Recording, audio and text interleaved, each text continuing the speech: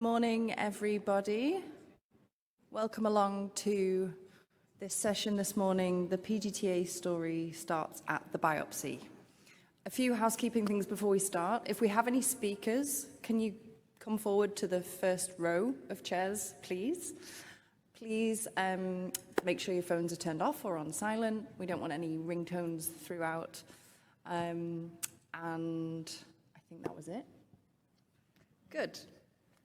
Okay, so we will introduce the first speaker, who is Zitong Liu, and she's going to be speaking to us about PGT A in Poseidon Group 4.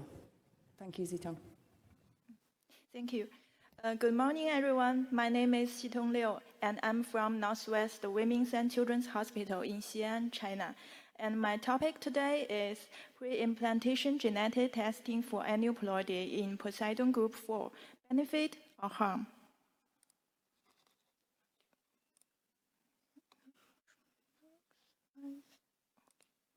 I declare that I have no commercial or financial interest. And here's the study design. This is a retrospective propensity score-matched cohort study, and we included patients from January 2020 and October 2024. There were 54,122 women who underwent their first in vitro fertilization cycle, and our objective was to investigate whether pre-implantation genetic testing for aneuploidy PGT A benefits women classified in Poseidon Group 4. Here's our inclusion and exclusion criteria.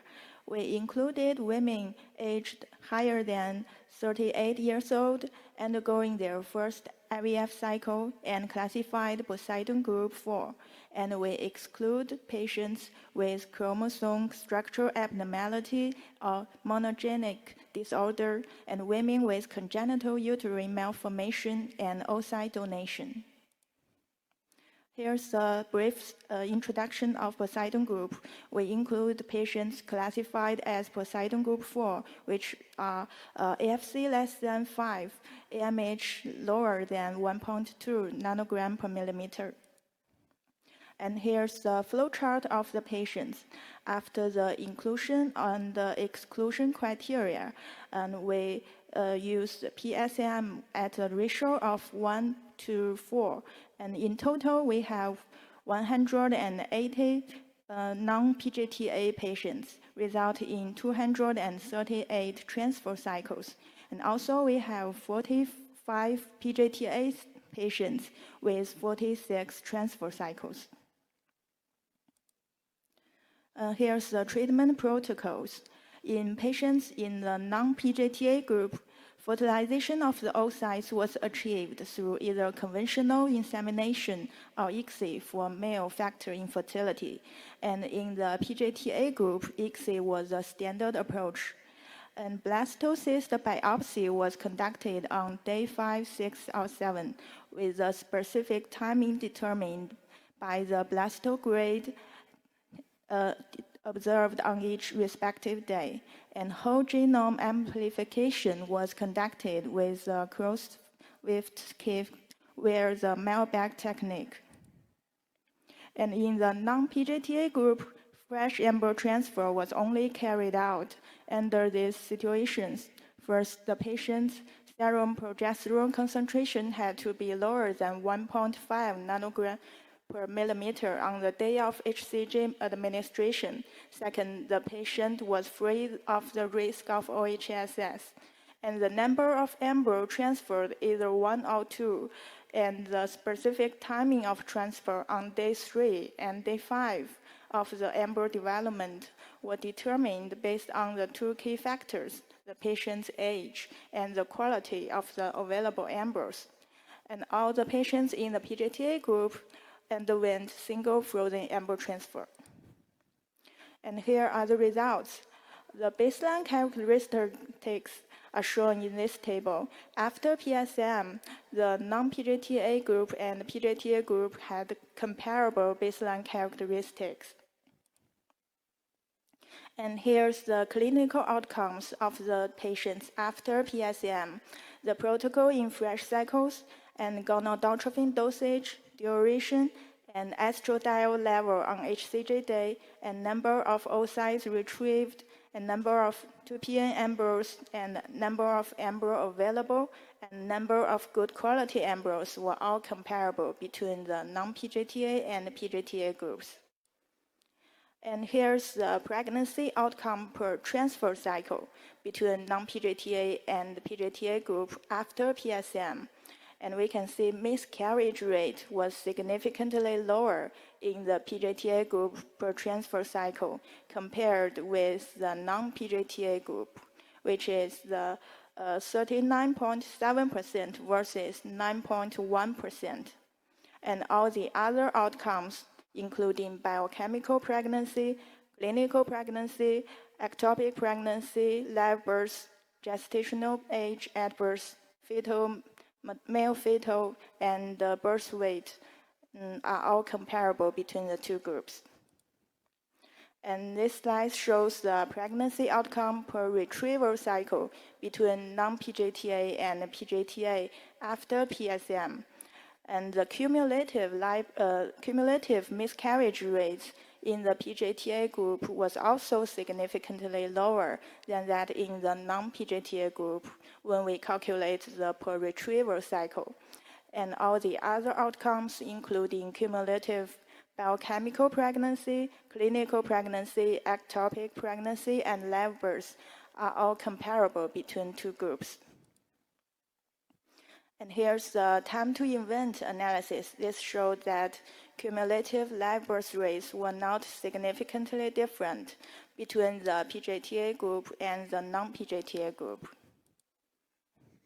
And here's a brief summary of the study. First, PGTA did not improve biochemical pregnancy rate, clinical pregnancy rate, or live birth rate.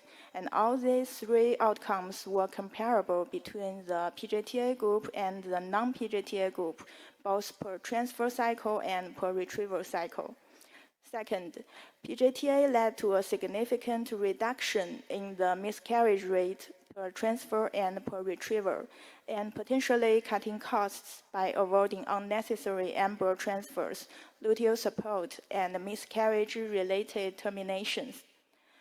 Third, future investigative efforts should employ large-scale, prospective, randomized controlled trials to assess the benefits of PGTA in women in Poseidon classification group 4.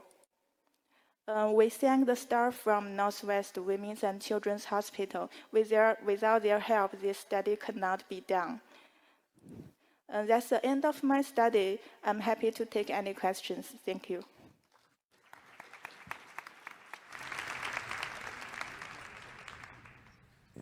Thank you very much. We have time for questions on the floor. There are microphones at, yes. Thank you very much. Very nice study. Svetlana Majunkova from Canada. My question is probably related to anything that has to do with PGT. In your view, what is supposed to be the benefit of PGT, and how do you analyze the benefit in terms of cumulative outcomes?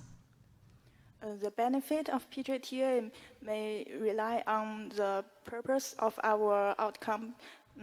For example, some advanced maternal age, if they suffer from recurrent miscarriage rates, their endometrium thickness will be very thin, and they will be very hard to get pregnancy. Even though we calculate the cumulative live births, they are comparable. But I think these are only statistic analysis. But for the women with advanced maternal age, if we could reduce the time and the cost of them, we can benefit. This PGTA could really benefit for those women. Thank you. Thank you. I think that when designing these studies, it's very important to investigate things that PGTA can do. So cumulative live birth rate, as you just said, it's not one of those. So identifying proper primary and secondary outcomes, I think, will strengthen the studies and improve the understanding of the benefits of PGTA. Thank you very much. Thank you.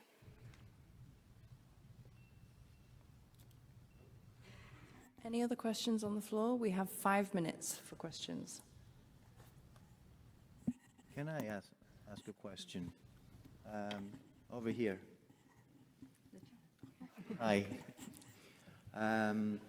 My question is, are there in China any specific indications that are required by law in order to be eligible for PGTA? So what were the indications in your group for some women doing PGTA and others that did not do PGTA? The criteria of performing PGTA in China was advanced maternal age, which is women older than 38 years old, and the recurrent miscarriage rate, recurrent implantation failure, and severe male factors. And in this study, we only included women with advanced maternal age. Can I ask a question as well? Do you think that there's a place for PGT for patients that have lots of embryos to reduce the time to pregnancy, not just those ones that have advanced maternal age? Yeah, that's a good question. We didn't do the cost-effective analysis, but if we do cost-effective analysis, I think PGTA could be benefits for those women, especially for those with many good quality embryos. That will reduce the timing and the cost of these patients, especially. Thank you. We have a question. Yes, thank you for your excellent presentation, Dr. Fakir from Lebanon. Can you give your feedback about the biopsies that were done at day 7, the outcome of these patients? Because you have told us in your slides that some biopsies were done at day 7. Yeah, then day 7 biopsy is not a routine biopsy procedure. We usually do at day 5 and day 6. Only those patients without embryo, or we just the embryos expand to day 7, we will try to do biopsy only for a few patients. That's not a routine clinical practice. But do you have live birth rate with these delayed embryos? Do you have live birth rate with these embryos? I didn't calculate for this subgroup, but we will try to analyze this. Thank you. And have you compared day 5 and day 6, between day 5 and day 6? I didn't do the analysis in this study. Sorry. Thank you.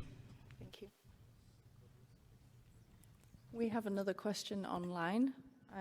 So how can you explain the transfer rate being unaffected in the PGTA group compared with the non-PGTA group? Sorry? How can I better phrase that? How can you explain the transfer rate not affecting the results between the PGTA group and the non-PGTA group? So I think there's quite a difference in the transfer protocols between the two. The PGTA group had a single embryo frozen transfer, but in the fresh group, there was quite a lot of criteria.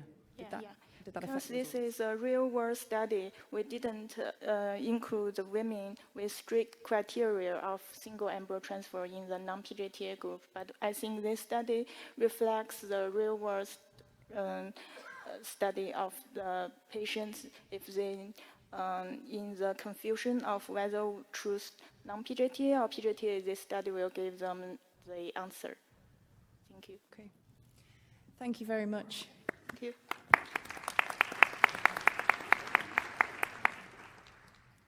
Thank you very much. So we would like to welcome Francesca Spinella, who is going to present her group's results on embryo transfers of mosaic segmental unemployed embryos. We're all ears. Thank you. Good morning, everyone. First of all, I would like to thank the ESHRE Scientific Committee to give me the possibility to be here today and present our data. I will present the latest data from International Registry of Mosaic Embryo Transfer focusing on the outcome of mosaic embryo characterized by high-level mosaicism.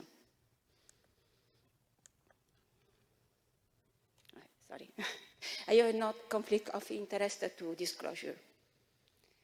Mosaic embryo are characterized by the presence of euploid and aneuploid in the embryo. And until 2015, mosaic embryo were considered abnormal, therefore were not used for transference. But this changed after the landmark publication by Professor Gregon and colleagues, demonstrating that indeed mosaic embryo have the potential to can implant, and result in healthy baby. Since then, a growing number of genetic laboratories have started reporting mosaic embryo, and IVF centers have progressively offered mosaic embryo transfer. Based on the proportion of aneuploid cells within the embryo, mosaic embryo are usually classified as a low level of mosaicism, when the range of mosaicism is between 30 and 50%, or high level of mosaicism, when the level of mosaicism is higher than 50%, up to 70-80%. In general, the reproductive outcome of mosaic embryo decrease with the increase of the proportion of aneuploidal cells in the embryo. Since 2016, the International Register of Mosaic Embryo Transfer has been collecting clinical outcome from mosaic embryo transfer retrospectively and prospectively data. And this is with the aim to provide clear evidence for the clinical management and the counseling of patients undergoing mosaic embryo transfer. ESHRE collects a wide range of clinical information, including morphology, grade, the day of biopsy, mosaicism level and type, but also the type of platform used for recognize the presence of mosaicism within the biopsy, but also prenatal and postnatal outcome. There are actually very good evidence, robust evidence related to the clinical outcome of low-level mosaicism, while the data regarding the mosaicism characterized by high-level mosaic characterized by high level of mosaicism is still limited. For this reason, we now used the ESHRE data to investigate the clinical outcome of mosaic embryo characterized by high level of mosaicism and identify eventually specific factor associated with the outcome. Our analysis included 4,182 mosaic embryo transfers and 4,004 mosaic embryo transferred. We also have in our database 606 prenatal testing results and more than 1,000 detailed birth information. We also collect data from euploid embryo transfer, and now we have more than 19,000 data that we are using this, and we are using this data as control. For this study, we divided the mosaic group based on the mosaic range and also based on the types of mosaicism. We identify 4 different subgroups of mosaic. The first characterized by the presence of 1 or 2 wool chromosomes involved in the mosaic abnormality, complex mosaics characterized by more than 2 chromosomes involved in mosaicism, segmental mosaics, in which 1 or more segmental mosaic abnormality without wool chromosome are present in the embryos, and also double mix, in which the embryo is characterized by the presence of wool chromosome and segmental mosaics. In our database, the majority of transferred embryos were low-level mosaics, while 450 were high-level mosaicism, higher than 50% of mosaicism. Regarding the type of mosaic embryo transferred, the majority were characterized by 1 or 2 chromosomes involved in mosaicism, 45%, while 39% were segmental mosaics. The remaining embryo were complex mosaics, 11%, or WX, 4%. So we divided our group in low-level and high-level mosaicism. And first of all, we want to check the distribution of the type of mosaicism between these two groups and also the distribution of maternal age. No major difference were observed in these two groups, so the distribution was equal in both low-level and high-level, the distribution of the type of mosaicism and also of the maternal age. Regarding the clinical outcome, as expected, we observed a clear decline in the reproductive performance at the level of mosaicism, as the level of mosaicism increases, and the birth rate, for example, decreases from 33% in low-level mosaicism to 19% in high-level mosaicism. And also the negative pregnancy rate increased from 46% to 61%. On the contrary, abortion rate was similar, and we also observed slight increases in the ongoing pregnancy rate for low-level mosaicism. So demonstrating that the major impact of high-level mosaicism occurs during the first stage of pregnancy. Then we investigated on embryo, we focus on embryo with more than 50% mosaicism. Interesting outcome were strongly influenced by the type of mosaicism. Chromosome mosaics achieved a birth rate of 10 or 30%, while birth rate reached 31% in segmental mosaics. And also negative pregnancy drastically reduced from 70% in the chromosomes to 49% in segmental mosaics. Abortion rate and ongoing pregnancy rate remain similar. When we investigated whether the specific chromosome or different size of abnormality impact the clinical outcome, we did not find any significant difference among different chromosomes or among different sizes of the patient. However, if we combined, we evaluated simultaneously segment length and chromosome identity, we found some interesting findings. Actually, the clinical outcome here I show you the light array worsened, moving from larger to smaller segmental imbalances. In particular, we focus our analysis on chromosomes 14 chromosome 1, and we observed the different birth rates depending on the genomic region involved.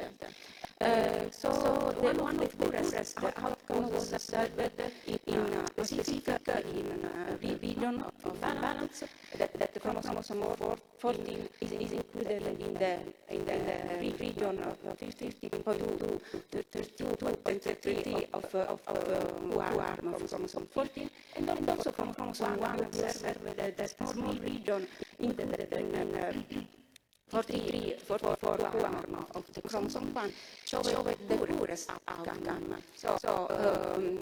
And if we look with more in depth these two regions, we found that this region contains several dosage-sensitive genes that are important for embryonic and placental development. Of course, these need to be further investigated, and we are now studying this correlation. So in conclusion, our data demonstrate that high-level mosaic embryo show a very poor outcome, 90% of light birth rate.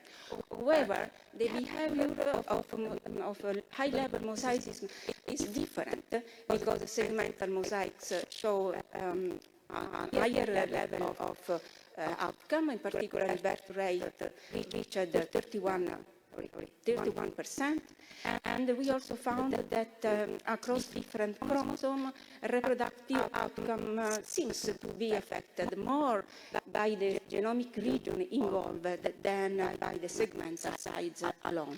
Of course, this needs further investigation.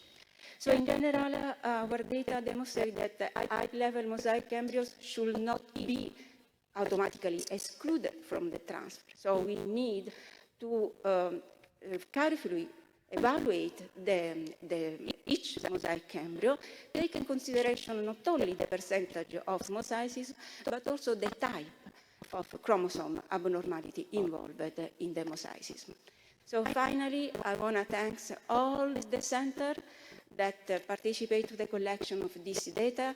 Many of them are here present in the audience, and I really want to thank for the effort, for the trust in our initiative. And of course, I need to thank also the co-founder of IRMET, Manuel Vidotti, Svetlana Valjugova that is here, and also Andrea Besson that is here today. And of course, I invite you, all of you that are interested and not interested in mosaic embryo, to join us, to visit our website and to contact us. And thank you very much.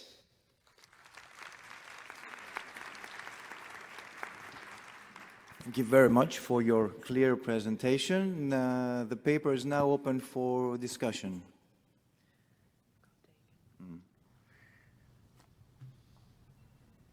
Dagan, you have a question? Yes. Hey, Dagan. Hi, Francesca. I'd like to congratulate you and all the people involved in the registry for the huge effort you've put in to collect all this data, which is very valuable and useful for all of us. I just wondered, though, if it's worth making a note of how we should maybe interpret some of that data with some caution, inasmuch as it's not a non-selection study, it's not a controlled study, it's a collection of data. And most people don't transfer a mosaic embryo if they have a euploid embryo available. So I would imagine that a lot of the data that goes into the registry are either from patients who have already had their euploid embryos transferred and failed, and now they only have a mosaic left, or they only had one mosaic embryo to begin with. Maybe they had a bunch of aneuploids, or they only made one embryo. And it feels to me like this is perhaps a poorer prognosis patient group. Recurrent implantation failure, very few embryos, lots of aneuploid embryos. So I wonder if we can really compare them like with like to euploid embryos. And so I just wondered if it was worth making a note that while this data is undoubtedly very valuable, maybe we need to be a little bit cautious about how we interpret it. I'd just be interested in your comment. Yes, thank you, Dagan. This is a very interesting question. Actually, in our database, we have both. Of course, the majority of data that we have right now are from patients that already transferred euploid, but not all. So right now we are growing more and more. We are collecting more data, and in our database we have also patients that have both euploid and mosaic embryo, and were the first transfer, for example. So we have a different population of patients that we can compare. Of course, we need more data. And for this reason, I want to invite all of you to participate, because it's very important to compare different populations to have a real experience and more data to classify mosaic embryo. And also it's very important to analyze the morphological grade of each mosaic. And this is something that we can do, because together to the mosaicism level and type, we also collect morphological parameter. So we need to have more data to provide more clear evidence for the different type of population. And for sure, we will have more and more clear data. Thank you. Thank you. So we have time for one very, very quick 30-second question and answer over there. Okay, hi, my name is Thalia Mamas from the University of Athens. I just wanted to inquire about the 1% you mentioned on terminations, and were they following prenatal diagnosis, were they spotted abnormalities of the chromosomes that were found to be mosaics during PGT A? Actually, yes, there was a termination that was complex mosaics. And in this case, we performed because of course it was transferred with knowledge that was a complex mosaics. And we performed a non-invasive PGT, and we didn't find any alteration, but the alteration was found in the amniocentesis. So for this region was determined. Yes. Thanks. Thank you very much. Thank you.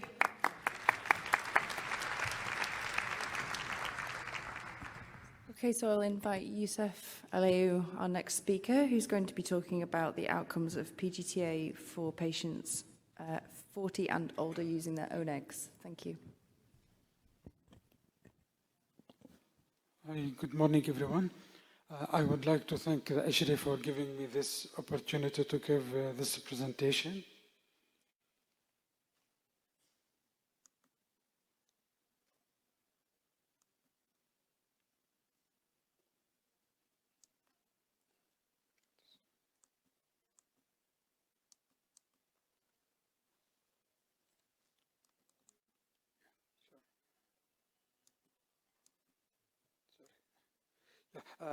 I don't have any conflict of interest for this presentation. So this is a retrospective study. It was done in 3 referral IVF centers, and it included around 2,500 patients, and in 7 age groups, from the age of 40 till age of 46. And FAT was done when we have aploid blastocysts. The study period was from January 21 to December 23, and the primary descriptive outcome was the average number of oocytes, the number of biopsied blastocysts, the number of aploid blastocysts, and the pregnancy rate.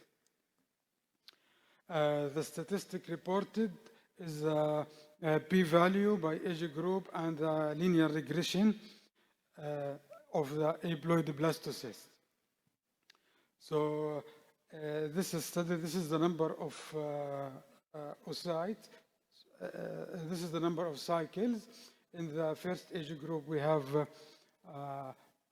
525 cycles, EXI, and 319 cycles of FET, and the number of cycles goes down, but the percent of FET was 60.8% in the first age group and 75.9% in the second age group, and the percent of FET goes down until it reached 4.4% in the 46-year age group. And the number of oocytes per cycle, the average number was 7.7 in the first age group and 8.3 in the 41 age group, and it goes down until it reached 3.9 in the 46-year age group. The number of utilized blastocysts is 1.7 blastocysts per cycle in the 40 age group, and goes down until it reaches the 0.4 blastocysts in the 46-year age group. This is the regression analysis for the normal blastocyst. The blue line is the anticipated number of aploid blastocysts. The red line is the actual number. For the 40 years, we have 0.8 blastocysts in the per cycle.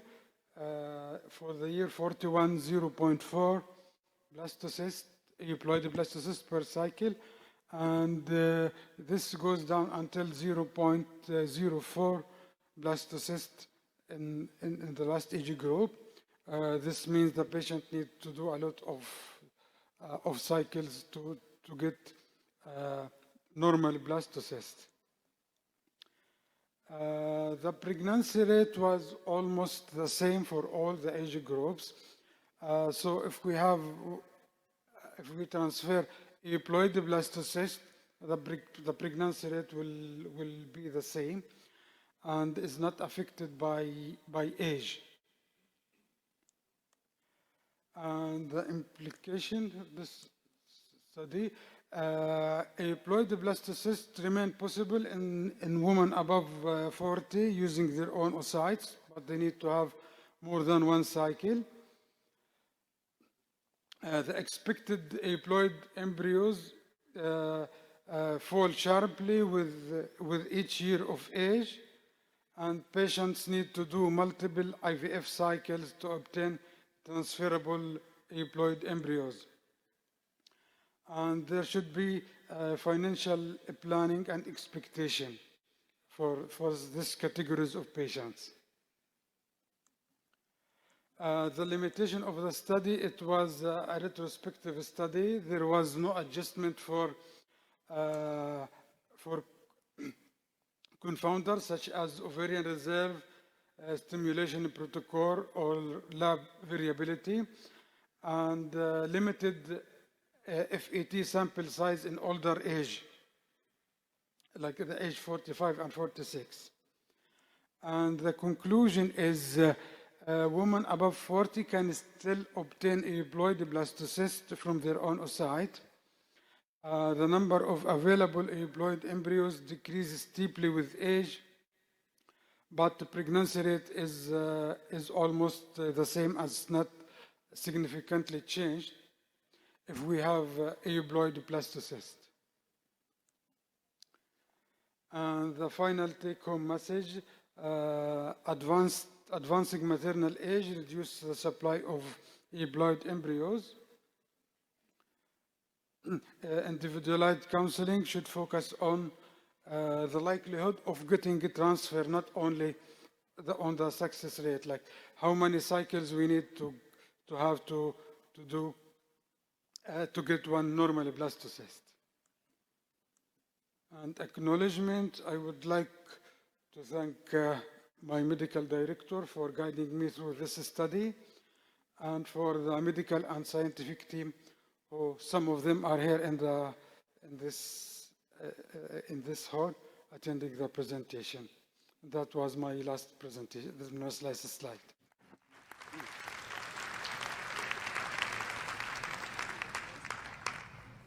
Thank you very much.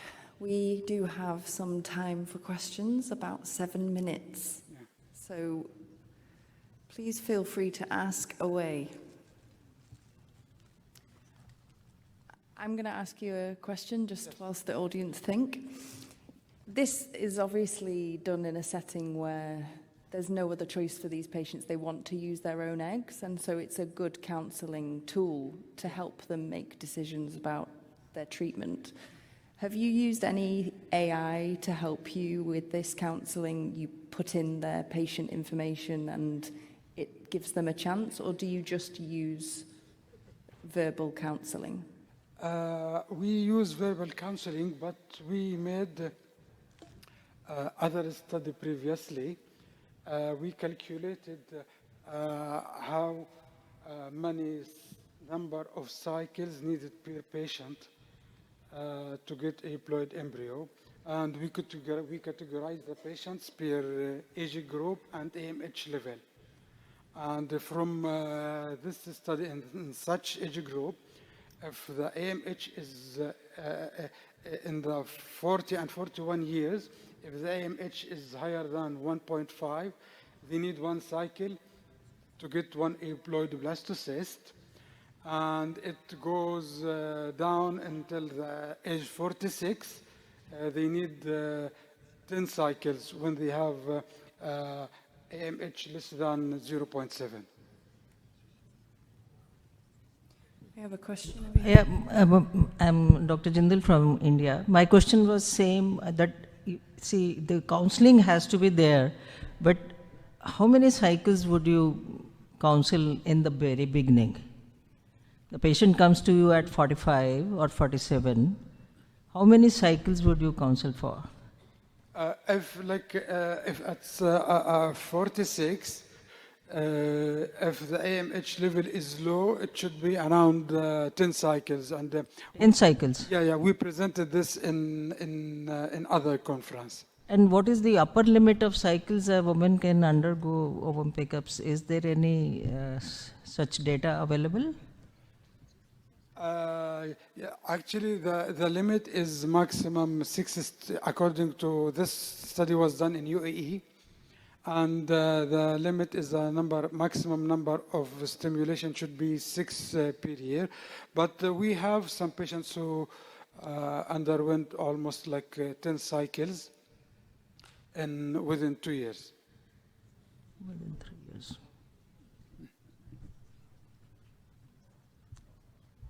Thank you so much for your talk. I have a very small question concerning the frozen versus fresh embryo transfers. So were those the fresh? You said that with advancing maternal age from 40 to 46, the proportion of fresh embryo transfers increased dramatically, right, in your case? So were they also subjected to PGT, and how?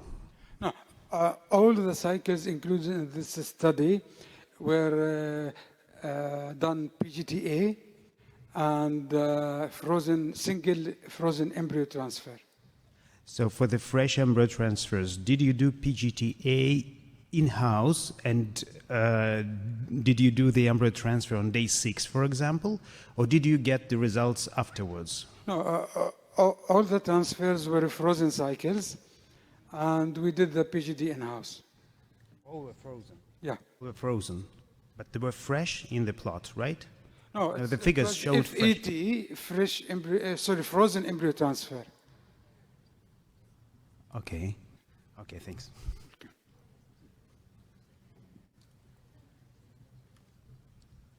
Excuse me, Abdullah from UAE. Thank you, Dr. Yusuf, for the nice presentation. Your study included patients from 40 to 46. I can see that in our daily practice there are some patients who are above 46, 47, 48, and sometimes 49.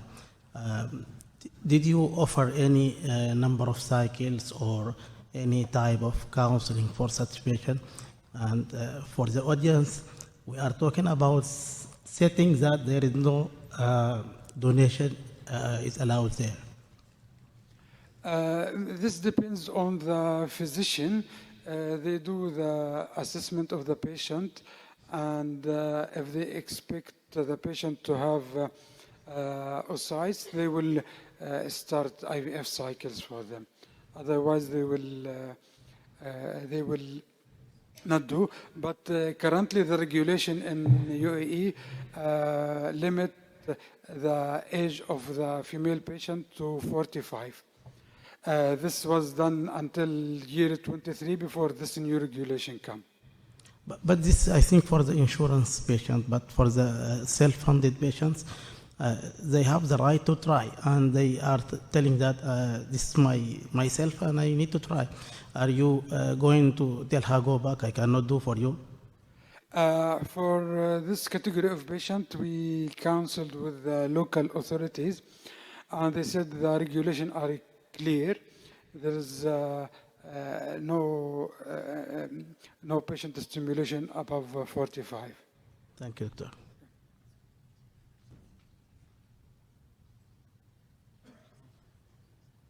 We have time for one more question, if there is one.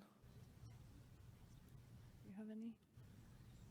I have a question. You said that you have previously published, over here, you have previously published data from your group regarding predicting the number of cycles needed in order to get at least one euploid embryo. Have you thought about creating a calculator, for example? Because these things are pretty easy to make these days, and Amy asked about AI, for example.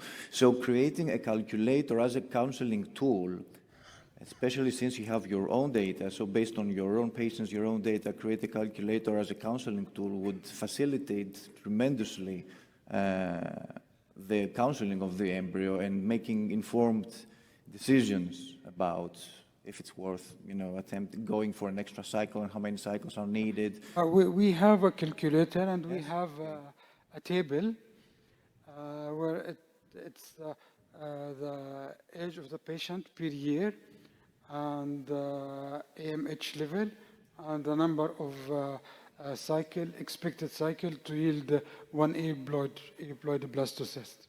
Okay, this is very interesting, and I think that it's a good tool to have. Yeah, thank you. Are we okay? Thank you very much. Thank you.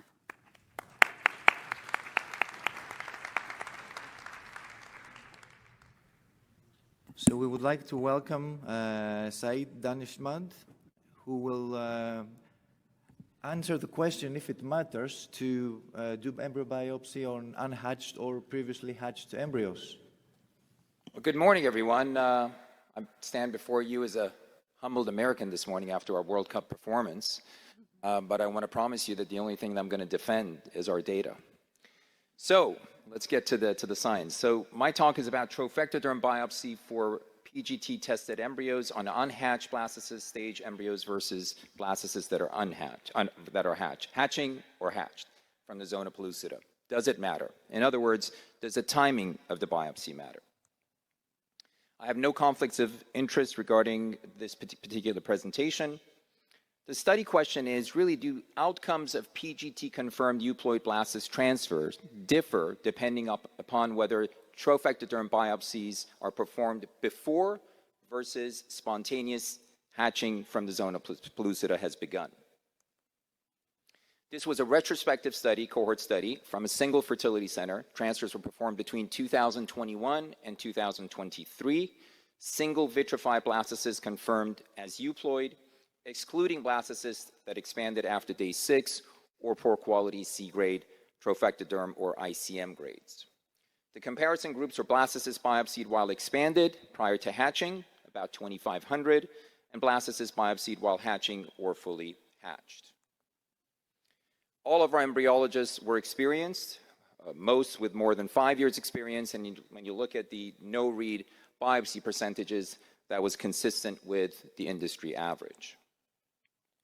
Now, the embryos were graded. The grading was conducted prior to trophectoderm biopsy, subsequent cryopreservation by vitrification. Whilst the majority of the embryos were A grade in terms of their inner cell mass, more than a third were B grade embryos in regards to their inner cell mass and trophectoderm grades. The developmental stages, about 80% expanded and 20% hatching or hatched blastocysts. Now, there's some consequential differences among our comparison groups. Whilst the use of donor oocytes and the average age of autologous patients were similar, the proportion of day 5 versus day 6, the use of gestational carriers, and the grades, both for inner cell mass and trophectoderm, the proportion of those were different between the hatched and expanded groups. The treatment outcomes were measured as initial pregnancy, maternal serum pregnancy test of over 5, approximately 10 days after transfer. Clinical pregnancy is ultrasound confirmation of an intrauterine gestational sac with the presence of heartbeat, and live birth at 23 weeks of gestation or greater. Early pregnancy loss were the proportion of initial pregnancies by positive HCG failing to develop an intrauterine gestational sac with a heartbeat. Statistical comparisons were done by chi-square analysis or t-tests for birth weights. Now, across all the stages of pregnancy assessment, from positive HCG to live birth, as is established dogma and established literature, the A grade versus B grade embryos had better outcomes. This was also the case with the A grade versus B grade trophectoderm analyses. Now, the birth weights in both groups were the same as previously reported. This was no surprise. But what was a surprise was, in the next slide, was that the expanded unhatched blastocysts, when we compared across the spectrum of initial pregnancy to live birth, there were significant differences in expanded versus hatched blastocysts. Now, we talked about the consequential sort of comparisons initially, the other confounding factors. When we adjusted and accounted for the other confounding factors, including the use of gestational carriers, the grades of the embryos, and day 5 versus day 6 biopsies, what we found in our multivariate analysis was that the differences between hatched or hatching versus expanded blastocysts still persisted with an odds ratio of 1.26, highlighted in this particular slide. Now, across the grades of the embryos, again, the differences in live birth rates remain the same for hatched or hatching versus expanded blastocysts. Now, what about the other side of the equation, which is the pregnancy losses? We also found a statistically significant difference, a reduced number of pregnancy losses in the unhatched or expanded blastocysts as compared to the hatching or hatched blastocysts, as shown in this particular slide. Again, what we did was we did a multivariate regression analysis, adjusting and accounting for those particular confounders that we just talked about, and the lower number of pregnancy losses among the expanded group, the unhatched group, remained the same. Now, some of the limitations of this particular study. This data was derived from a single treatment center and embryology lab. This was a non-randomized retrospective design. And what's really important is that the cryopreservation of biopsied blastocysts is required while awaiting the PGT results. Thus, trophectoderm biopsy is inextricably confounded with embryo cryopreservation in this particular population of patients. A-grade versus B-grade ICMs in trophectoderms were both associated with modestly higher pregnancy and birth rates, as expected and consistent with current literature and dogma. There was an 11% increase in live birth per single embryo transfer among blastocysts biopsied before versus after hatching from the zona. And this effect was the same when we looked at it in a univariate analysis versus when we adjusted and accounted for the confounding factors in a regression analysis. So this effect was due to a combination of a 5% relative increase in initial pregnancies per transfer, plus significantly fewer early pregnancy losses among euploid blastocysts biopsied before hatching. The reduced success of hatched blastocysts was unexpected. It was a surprise. Spontaneous in vitro hatching is known to be a positive indicator of embryo viability and implantation potential. But this is primarily based on previous studies were done in fresh embryo transfers. The reduced success of hatched blastocysts observed in this cohort of confirmed euploid transfers suggests a clinically significant negative impact of the PGT biopsy procedure among blastocysts that spontaneously hatched before biopsy could be performed. There are two potential factors that contribute to the poor outcomes observed among the euploid blastocysts biopsied after hatching. Biopsy of a hatched blastocyst may be more damaging to the trophectoderm than biopsy of an unhatched blastocyst. Or vitrification of a hatched blastocyst may be more damaging than vitrification of an unhatched embryo, or there could be a synergy between these two potential factors. This study reveals the importance of performing trophectoderm biopsy before spontaneous hatching from the zona has begun, whenever possible. Appropriate action in unavoidable cases of pre-biopsy hatching depends upon whether and to what extent the biopsy procedure itself and or the vitrification and warming process independently or synergistically contribute to the observed negative impacts associated with post-hatching trophectoderm biopsy. If it's primarily a biopsy effect, foregoing planned biopsy after spontaneous hatching may be warranted. If it's primarily a vitrification or cryopreservation effect, then consideration of fresh transfer without biopsy may be warranted. A special thanks to our San Diego Fertility Center research group, some of whom are here today, where we surf the academic waves. I want to spend a special thanks to them, and also, of course, to the team that's still in San Diego, and to Dr. Kevin Richter for the biostatistical analysis. Thank you.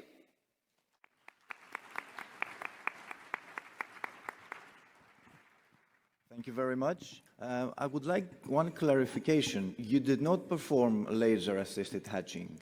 No. On day 3 or day 4, right? No, we did not. So it was the natural development of the blastocyst until day 6 or day 7. It was natural, spontaneous hatching. Spontaneous hatching. Okay.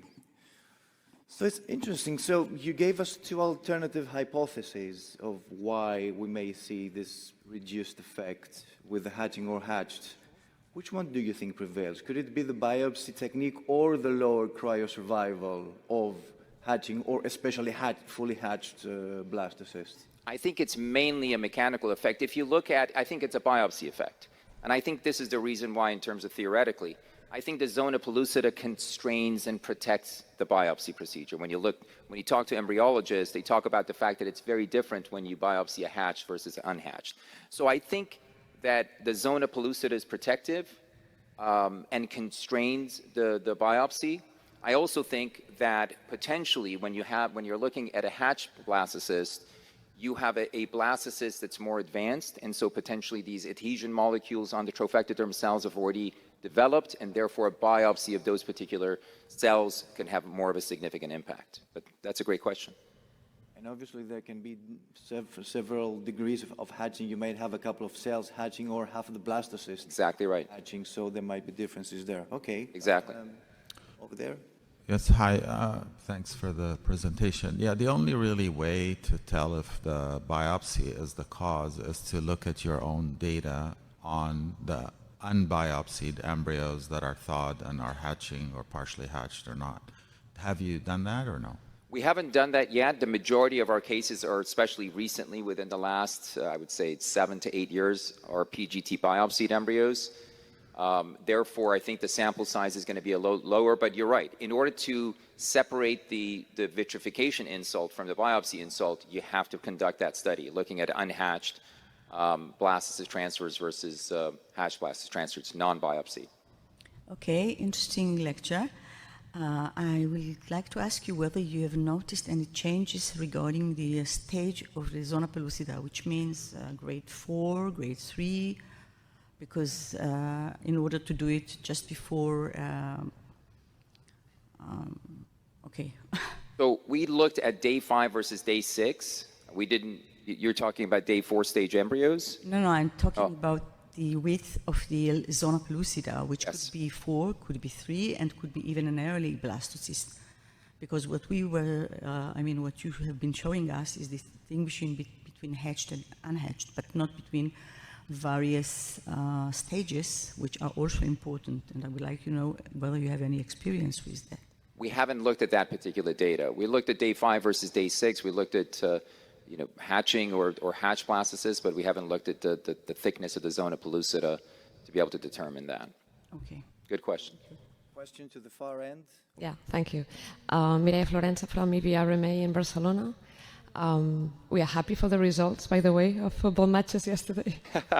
Congratulations. Thank you. My question was about the technique of biopsy. So if you're using a different technique for the hatch or non-hatch, so pulling versus flicking, whether you do the hatching on day 3 or previously of the... I believe it confirmed with the embryologist the technique is the same. Okay, thank you. Thanks. Okay. Over here. Yes. Hello. I wonder if this study considers if the embryo is ready for biopsy, but not hatched or unhatched, because the developmental hour of the embryo may be important. Hatched embryos may be already going into implantation ready phase, but unhatched embryos maybe just have few hours for it. Maybe that's why you are seeing lower results for hatched embryos. Okay. Yes. You're talking about that you think that some embryos, when they're in a particular developmental stage, may be ready for a biopsy, thus there's less damage from the biopsy. And that certainly could be the case. Yeah, that could be a confounder. Okay, thank you. Thanks for the talk. I may have missed, but you biopsied both day 5 and day 6 and maybe day 7 blastocysts. Not day 7. We excluded day 7 embryos. Day 5 and day 6. So was the proportion of day 5 versus day 6 blastocysts the same in 2 of your groups? Well, there was a difference. With the comparison slide, we had a higher number of day 5 in the unhatched group. So that was the comparison. But in the regression analysis, we accounted and adjusted for that. So that was not that was in a univariate analysis. In the multivariate analysis, we adjusted for day 5 versus day 6. Okay, thanks. Sure. So we have time for one final question. Hi, I was just wondering whether you put fully hatched blastocysts back in the zona. No, we don't. Thank you very much. Thanks so much.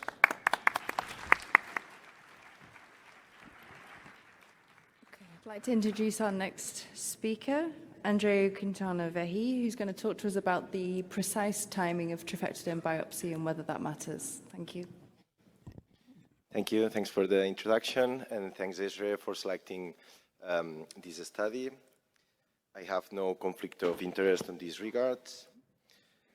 Preimplantational genetic testing for aneuploidies requires extended culture to blastocyst stage when trophectoderm biopsy can be safely performed. This normally happens between day 5 and day 7, depending on each embryo's developmental rate.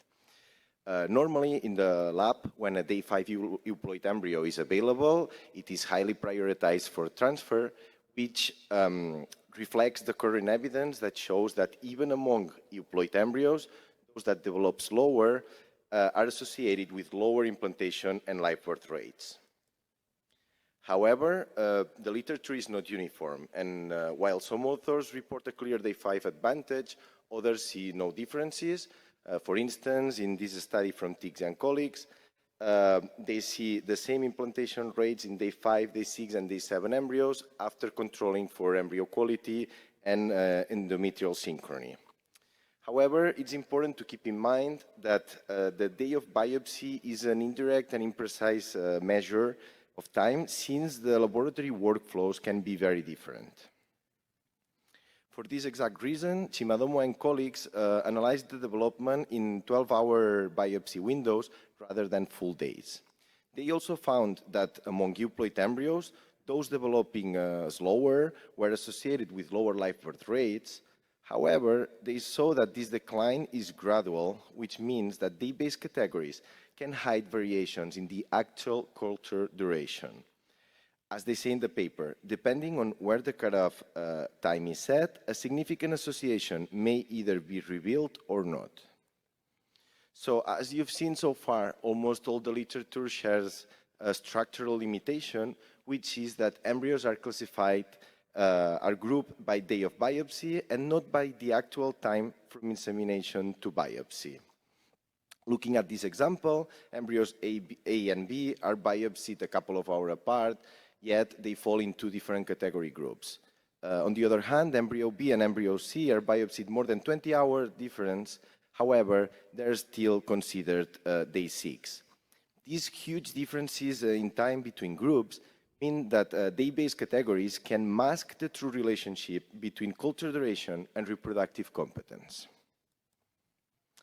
With all that in mind, our objective was to determine whether the precise timing of trophectoderm biopsy was associated with aneuploidy and with euploid embryo competence. For this purpose, we performed a retrospective study including 2,903 embryos from 734 PGT A cycles performed at a single IVF cycle during 4 years. All embryos underwent PGT A by the same provider, and we analyzed the 3 different time points using ESHRE as the initial time point. Time to blastulation, TSB, and the time to full blastocyst formation, TB. They were recorded using our time-lapse incubators. On the other hand, time to biopsy, which we called TPGT, was automatically recorded by an operator-independent RFID witnessing system. It's important to say that all timings were analyzed at the embryo level, not at the patient, not at the cohort. From these timings, then, we derived the expansion time, which is the time between starting blastulation and reaching full blastocyst, and then the interval between full blastocyst to the biopsy, which we called wait time. These times represents the timing elapsed between the moment the blastocyst is ready to be biopsied and the biopsy is actually performed. We first categorized the embryos according to the times for embryo assessment proposed by the Istanbul Consensus, before day 5, between day 5 and day 6, and after day 6. And further, we also analyzed time as a continuous variable. Associations with PGT A results and time variables were evaluated using a mixed effect logistic regression, adjusted for maternal age, oocyte origin, and embryo quality, with clustering at the patient level. Clinical outcomes were analyzed among 310 first single euploid transfers. A quick orientation to the characteristics of our cohort. The number of embryos per cycle decreases in the later biopsy windows, reflecting the fact that fewer embryos reach the blastocyst stage and become available at these time points. Maternal age increased progressively across the later biopsy windows. Oocyte origin was mainly autologous, and good quality embryos dropped from 77% at the first time windows to less than 40% at the later. When we look at aneuploidy by biopsy day groups, we see that it stays close to 60% before day 5, and between day 5 and day 6, and it then rises to about 70% on day 6 and after day 6, which at first sight could look like a clear day 6 effect, but if we look at time as a continuous variable, we see that this day 6 effect disappears. Instead, we see that each additional hour of culture increases the odds of aneuploidy by about 2.4%. Similarly happens with implantation. Implantation by biopsy day groups is high in the early windows, around 80%, and it then decreases in the later windows to about 54% on day 6. Although here we have to acknowledge that the number of transfers is very small, so just we have to acknowledge that because if earlier embryos were available for transfer, they were prioritized. When we analyze the implantation continuously using the exact time to biopsy, here we see that each additional hour of culture lowers the odds of implantation by about 4%. This means that timing also affects competence, not only ploidy. In this figure, I've summarized all we've seen so far. As the time to biopsy increases, aneuploidy rates rise, while implantation falls. Live birth follows the same direction as implantation, although the number of transfers we have is limited, and in our data set, it was not significant. But we wanted to go one step further, and we asked ourselves, is these effects we see purely biology? Is this only a consequence of the embryo developmental rates? Well, let's have a look at the distribution of time to reach full blastocyst, which actually represents the moment when an embryo is ready to be biopsied. And if we then look at the time the biopsies are performed, we see this is very different. The distribution is very different. Here we see two different clusters, one at day 5 and another one at day 6, that correspond to the 2 daily biopsy sessions in the laboratory. However, they are not biological categories. They are not a direct consequence of embryo development, but they're a consequence of the laboratory workflow.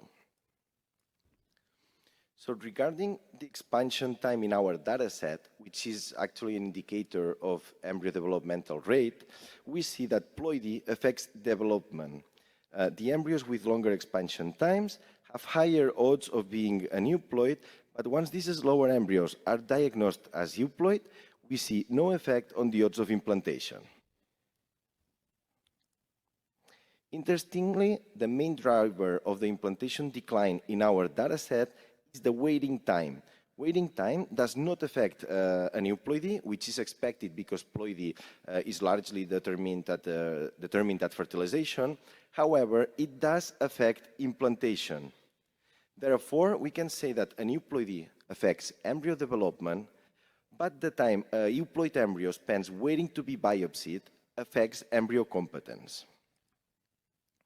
So from these results, we can conclude that exact time to biopsy is associated with PGT results, but this reflects embryo development rather than a discrete day effect. Longer expansion times are associated with higher aneuploidy rates, which is consistent with slower development in aneuploid embryos.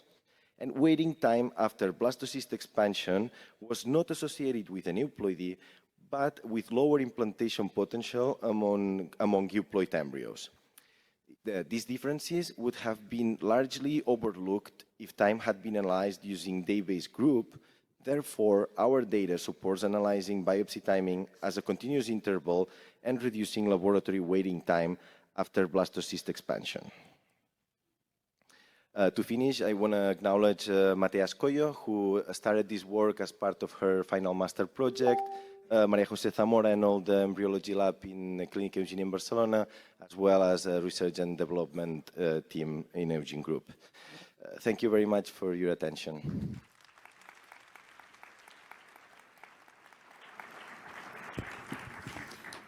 Thank you very much. That was really interesting. Have we got any questions on the floor? Yes? Yes, please. So this is very interesting data. I'm Catherine from Brazil.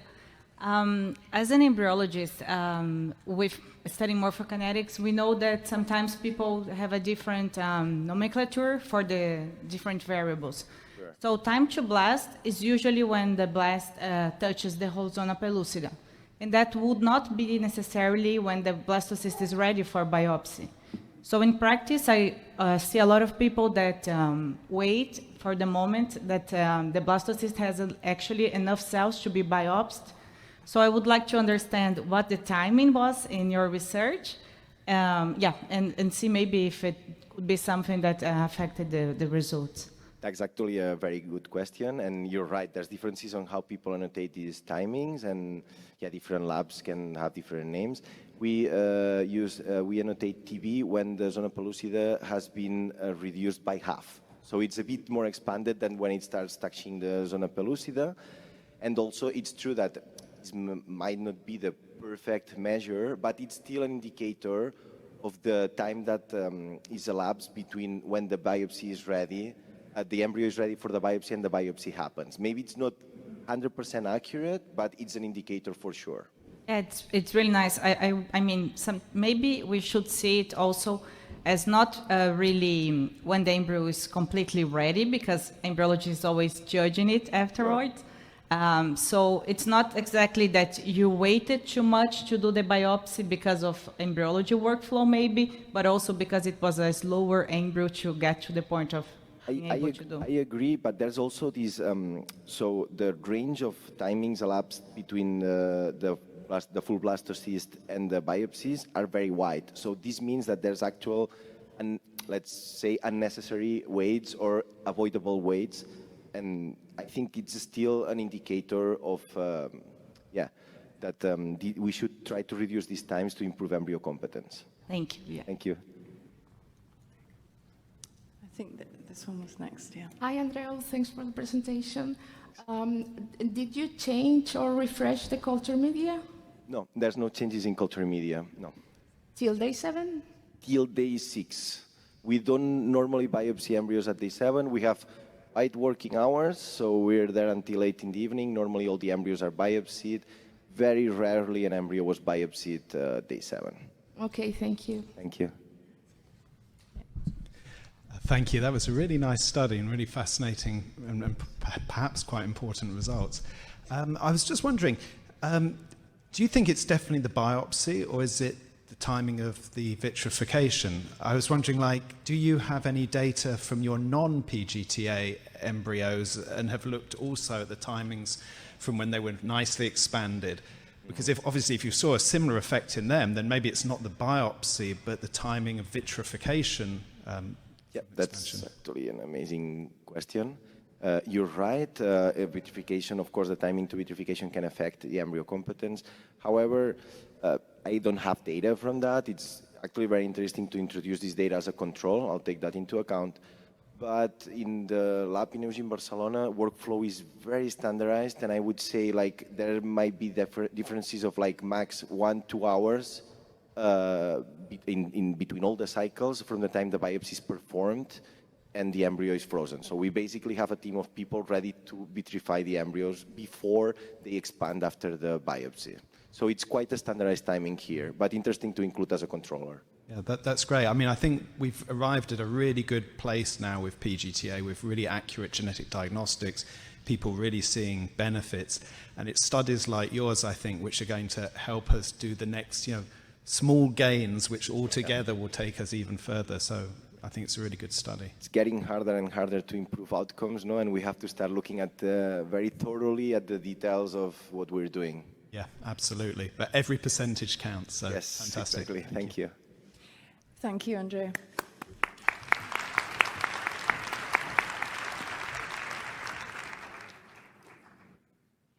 So we would like to welcome Dr. Lorenzon to the podium, and she will present the data about the comparison between day 5 and day 6 euploid embryo transfers. Thank you for the introduction. Good morning. I would like to thank the scientific committee for giving me the opportunity to present our study.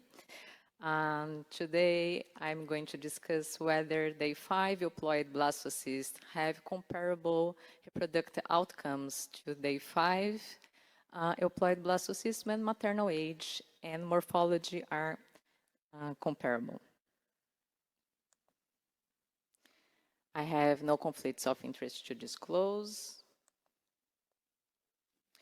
Day 5 blastocysts are traditionally prioritized to transfer because faster blastulation is usually associated to better reproductive outcomes.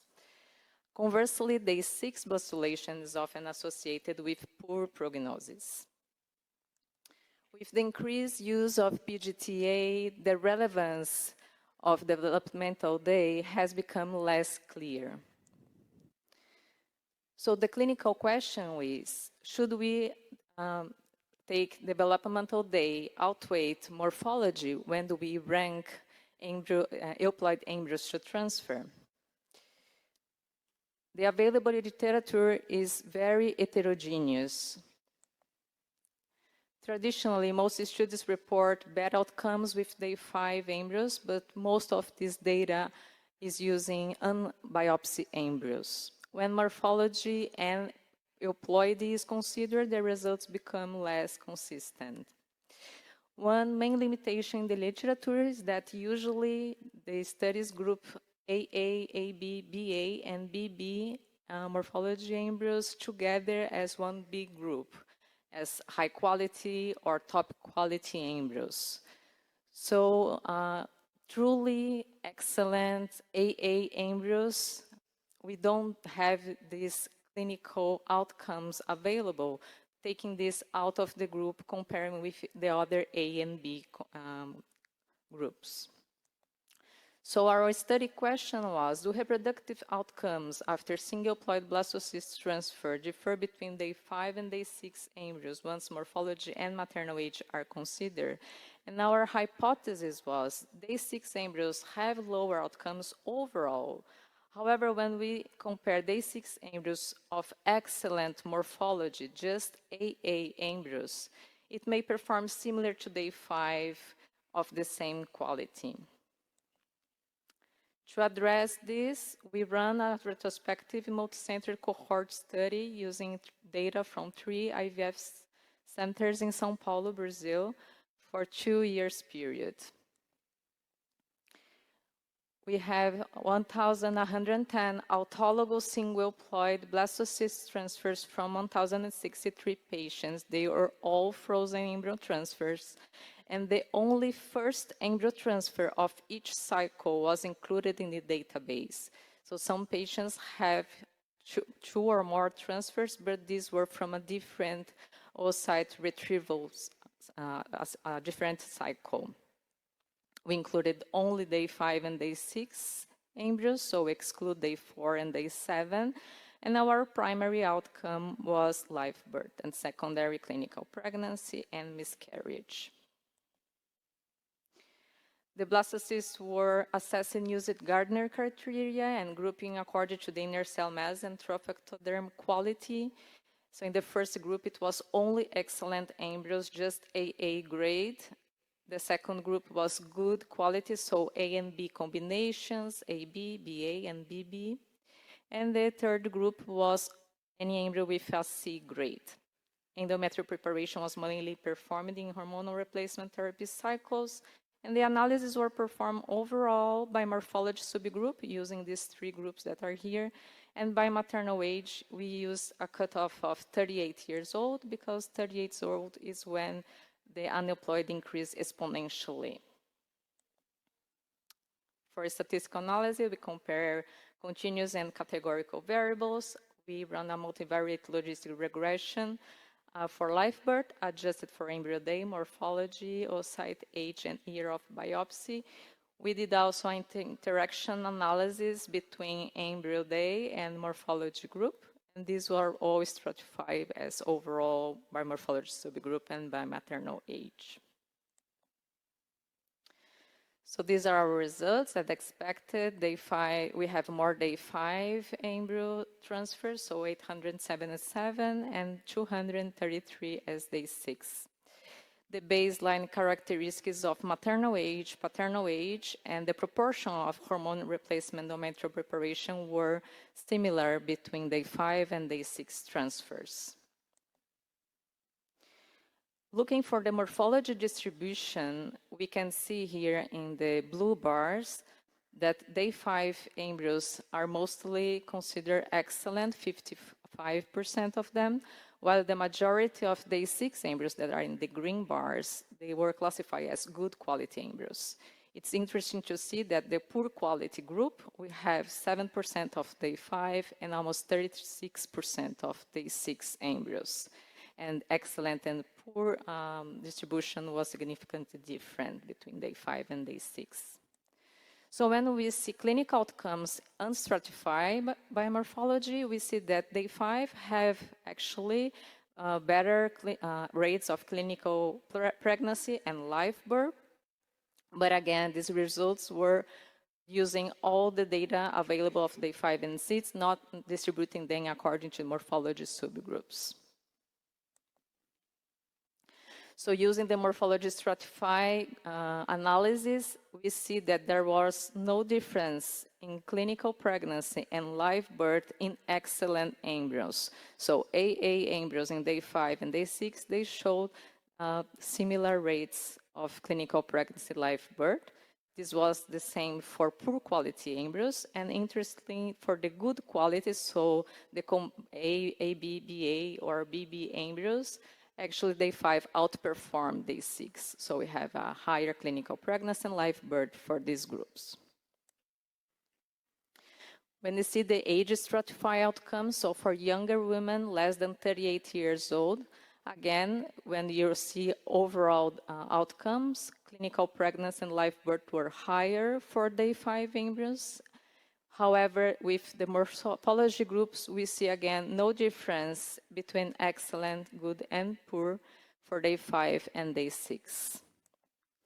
In older women, higher than 38, equal or higher than 38 years, we see that again in the overall outcomes, day 5 outperforms day 6 in clinical pregnancy and live birth, and we have a higher miscarriage rate in day 6 embryos.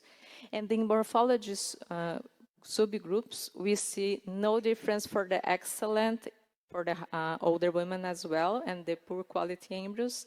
And we see this difference in day 5, higher in live birth, only for the good quality embryos. The multivariate model for live birth shows that overall, day 6 remain associated with lower odds of live birth after the adjustment of these factors.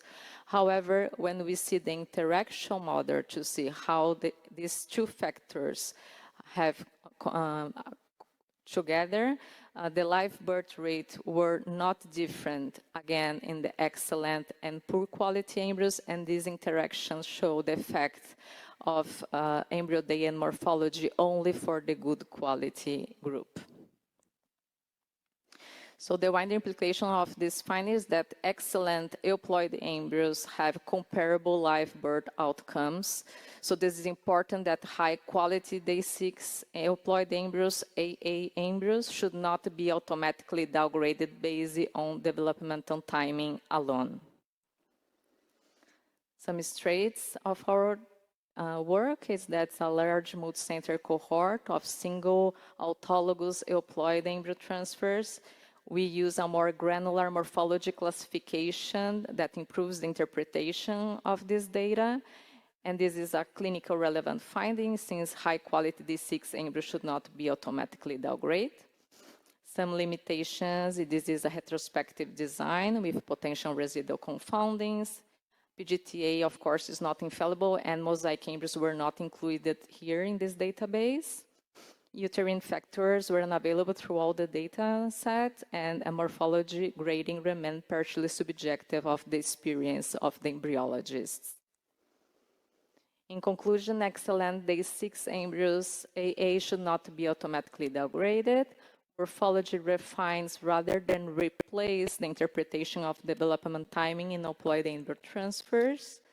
Developmental day adds prognostic information, especially among good quality embryos, A and B in combinations, and especially for older patients. Development time and morphology should be considered together when ranking euploid embryos, and these findings may also be particularly relevant in artificial intelligence-based embryo ranking, because if an algorithm learns that day 6 or time for blastulation is uniformly unfavorable, it may systematically underrank excellent day 6 euploid embryos, as this could delay time to pregnancy. I would like to thank all the co-authors of this study, and thank you for your attention.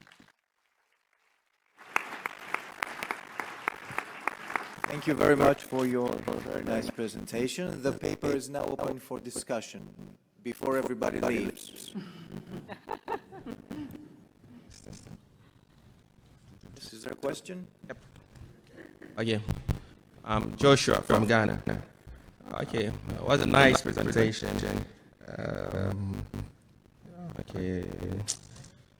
This presentation directly contradicts the idea that faster is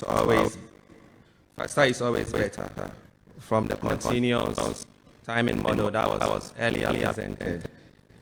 You are showing quality can fully offset a full day of delay. How would you reconcile a categorically day 5 or day 6 model with continuous power to biopsy model? Could timing to biopsy still matter within the day 6 group itself? That is, an early day 6 or a late day 6? That's my question. Thank you for your question. I would say that we cannot take just the time for blastulation or just the morphology into consideration to rank embryos. So for sure, it's a consolidated data in the literature that time for blastulation is associated with better prognostics. So the question of this study was to see that actually if we take euploid, so you have already, there's another marker, just euploid embryos with excellent, so just AA. If these have comparable, so they are not better embryos, they just have comparable live birth and clinical pregnancy as day 5. So I think it's not a replacement. The morphology should not surpass timing. We are highlighting here that maybe for example, for older patients, we have better outcomes with good quality, for example, and so it's just a new information to add, but for sure not replacing. So the information of blastulation is associated with better health outcomes. This continues to be valid. Thank you. Thank you. shows that, and that was my final conclusion, that if you have an excellent quality embryo at day 5 and an excellent embryo at day 6, you expect that they will have similar chances to pregnancy and live birth. Did you by any chance compare good quality day 5 versus excellent quality day 6 to see if there's any difference there? Yeah, we did some analysis, and then it was no different. Day 6 excellent surpassed poor embryos at day 5. So if you have a CC or any C grade on day 5 and you have an excellent day 6, you should go for an excellent day 6. But we not see difference between the good quality and at day 5 and the excellent in day 6. But I think we need to have more huger databases to see this difference. Okay. It's good to know, because the Istanbul consensus that was recently published, there is this decision table depending on the quality and the day of different reservation. So the Istanbul consensus gives more weight to day 5. So if you have a good quality day 5, then it should have priority over an excellent embryo day 6.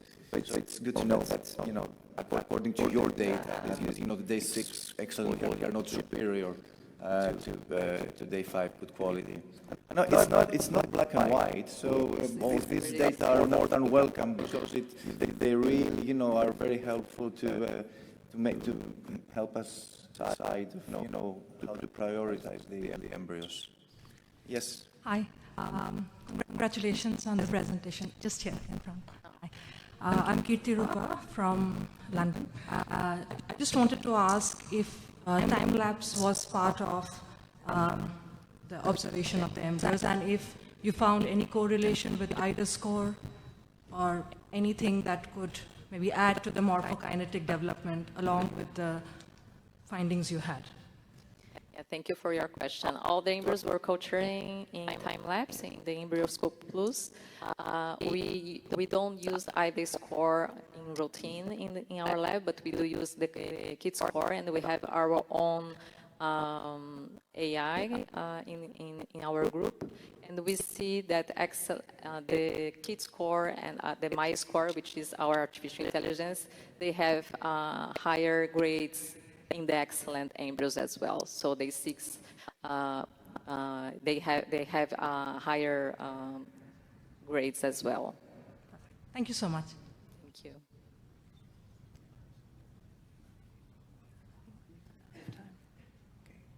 If we have no more questions, we are going to close the session. Thank you very much for your presentation. And I wish you all to enjoy the rest of the conference.